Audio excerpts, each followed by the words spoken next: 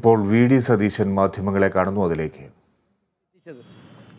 വർഷങ്ങളായി പതിറ്റാണ്ടുകളായി കേരളത്തിലെ മാറി മാറി വന്ന പ്രതിപക്ഷം അവർക്കുണ്ടായിരുന്ന പ്രത്യേക അവകാശമായ അടിയന്തര പ്രമേയം അവതരിപ്പിക്കാനുള്ള ആ അവകാശത്തെ കവർന്നെടുക്കാനും പ്രതിപക്ഷത്തെ ദുർബലമാക്കാനും പ്രതിപക്ഷ സ്വരങ്ങളെ ഇല്ലാതാക്കാനും വിമർശനത്തോടുള്ള അസഹിഷ്ണുതയും എല്ലാമാണ് സർക്കാരിനെ കൊണ്ട് ഈ തെറ്റായ നടപടികൾ ചെയ്യിച്ചത്.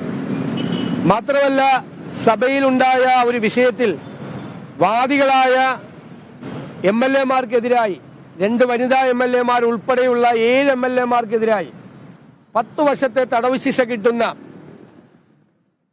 ജാമ്യമില്ലാത്ത കേസെടുത്ത് അവരെ അപമാനിക്കാൻ വേണ്ടി കൂടിയുള്ള ശ്രമം സർക്കാരിന്റെ ഭാഗത്തു നിന്നുണ്ടായി. നിയമസഭയിൽ നടന്ന ഒരു സംഭവത്തിൽ MLA-മാർക്ക് പോലും കിട്ടാത്ത ഒരു നീതി എങ്ങനെയാണ് സാധാരണക്കാരായ ജനങ്ങൾക്ക് ഉണ്ടാകുന്നത് എന്നതാണ് ഏറ്റവും പ്രശ്നം. ഏതെല്ലാം കാര്യങ്ങളാണ് നിഷേധിക്കപ്പെട്ടത്?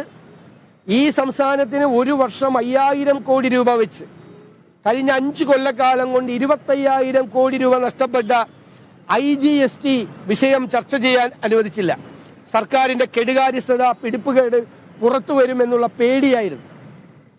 കേരളത്തിലെ ഏറ്റവും വലിയ സാധാരണക്കാരന്റെ പൊതുമേഖലാ സംവിധാനമായ സാധാരണക്കാരന്റെ ഗതാഗത സംവിധാനമായ KSRTC ചരിത്രത്തിലെ ഏറ്റവും വലിയ പ്രതിസന്ധി നേരിടുമ്പോൾ അത് നിയമസഭയിൽ ചർച്ച ചെയ്യാൻ പാടില്ല എന്നാണ് സർക്കാരിന്റെ നിലപാട്. എറണാകുളത്ത് ബ്രഹ്മപുരം പ്ലാന്റിൽ ഏറ്റവും വലിയ കെടുകാര്യസ്ഥതയും അനാസ്ഥയും കരാറുകാരനുമായി കൂട്ടുചേർന്നുള്ള ജനങ്ങളെ മുഴുവൻ വിഷപ്പുകയിൽ മുക്കിത്തോന്ന സംഭവത്തിൽ പ്രതിഷേധിച്ച ജനപ്രതിനിധികൾക്കെതിരായ ലാത്തിച്ചാർജ്, കയ്യും കാലും തലയും തല്ലിപ്പൊട്ടിച്ച ലാത്തിച്ചാർജ്, അത് സഭയിൽ ചർച്ച ചെയ്യാൻ പാടില്ല എന്നുള്ള നിലപാട്. 16 വയസ്സായ ഒരു പെൺകുട്ടി നടുറോഡിൽ വെച്ച് പട്ടാപ്പകൽ അപമാനിക്കപ്പെട്ട സംഭവം, സ്ത്രീ സുരക്ഷയെ സംബന്ധിച്ച വിഷയം ചർച്ച ചെയ്യാൻ പാടില്ല എന്ന ധിക്കാരപരമായ നിലപാട്. ഇത്തരം കാര്യങ്ങൾക്കെതിരായിട്ടാണ് പ്രതിപക്ഷം വിട്ടുവീഴ്ചയില്ലാത്ത പോരാട്ടം നടത്തിയത്. അതിന് കേരളത്തിലെ ജനങ്ങൾ നൽകിയ പിന്തുണയിൽ ഞങ്ങൾക്ക് അതിയായ അഭിമാനമുണ്ട്.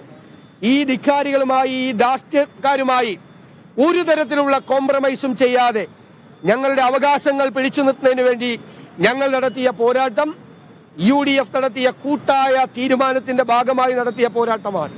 ഒറ്റക്കെട്ടായി ആ പോരാട്ടത്തിൽ ഏർപ്പെട്ട മുഴുവൻ സഹപ്രവർത്തകരെയും ഞാൻ ആദ്യമായി അഭിവാദ്യം ചെയ്യുന്നു.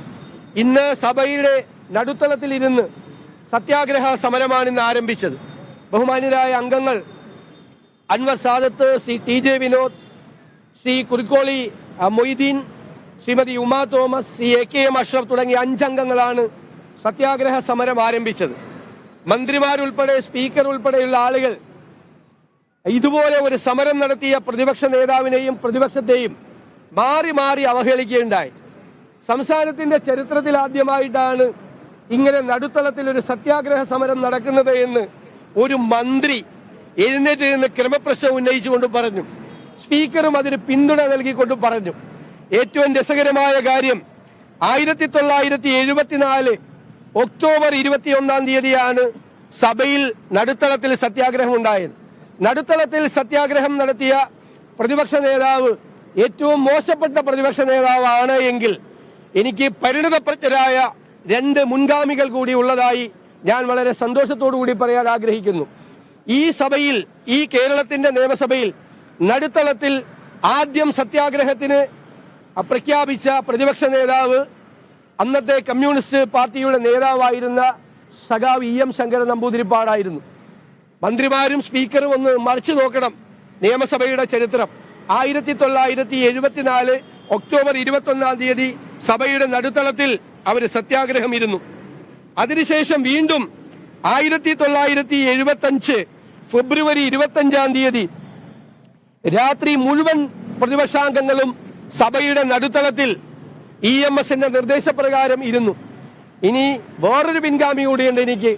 2011 10-ാം മാസത്തിൽ VS അച്യുതാനന്ദൻ, പിന്നീട് കേരളത്തിന്റെ മുഖ്യമന്ത്രിയായ അന്നത്തെ പ്രതിപക്ഷ നേതാവ്, സഭയിൽ മുഖ്യമന്ത്രി സ്ഥാനം വഹിച്ചു കഴിഞ്ഞതിന് ശേഷം ഉള്ള പ്രതിപക്ഷ നേതാവ് 2011 ഒക്ടോബർ മാസത്തിൽ ഈ സഭയിൽ നടുത്തളത്തിലിരുന്നു.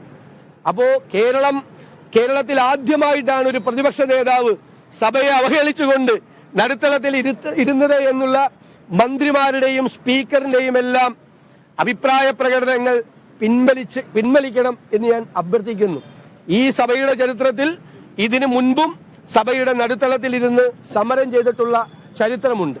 ഞങ്ങൾക്ക് സർക്കാരിന്റെ ഈ സമീപനമാണ് ഒരു കാരണവശാലും ചർച്ച ചെയ്യില്ല. എല്ലാ സർക്കാരും, ഇവിടെ പ്രതിപക്ഷ ഉപനേതാവ് നിൽക്കുന്നു, അദ്ദേഹം നിരവധി മന്ത്രിസഭകളിൽ അംഗമായിരുന്നയാളാണ്. നിയമസഭകളിൽ അത്രയും വിഷയം വന്നാൽ കക്ഷി നേതാക്കൾ തന്നെ മുൻകൈയെടുത്ത്, സഭാ നേതാവ് തന്നെ മുൻകൈയെടുത്ത് ആ പ്രശ്നങ്ങൾ പറഞ്ഞു തീർക്കുന്ന ഒരു പാരമ്പര്യമായിരുന്നു ഈ സഭയിൽ ഉണ്ടായിരുന്നത്. പക്ഷേ പ്രതിപക്ഷവുമായി സംസാരിക്കില്ല, ഞാൻ തീരുമാനിക്കും സഭയിൽ എന്ത് നടക്കണം എന്ന് ധിക്കാരത്തോടെ ഒരു മുഖ്യമന്ത്രി പറഞ്ഞാൽ അതിൽ തലകുനിച്ചു കൊടുക്കാൻ കേരളത്തിലെ പ്രതിപക്ഷം ഒരു കാരണവശാലും തയ്യാറല്ല. ഒരവകാശവും ഞങ്ങളുടെ പിടിച്ചുപറിക്കാൻ ഞങ്ങൾ സമ്മതിക്കില്ല. ഒരു തരത്തിലുള്ള ധിക്കാരത്തിന്റെ മുന്നിലും ഞങ്ങൾ കീഴടങ്ങില്ല. അതിന്റെ വലിയ പ്രഖ്യാപനമാണ് കേരളത്തിലെ പ്രതിപക്ഷം ഈ നിയമസഭാ വേളയിൽ നടത്തിയത് എന്ന് പ്രത്യേകം പരാമർശിക്കാൻ ഞാൻ ആഗ്രഹിക്കുന്നു.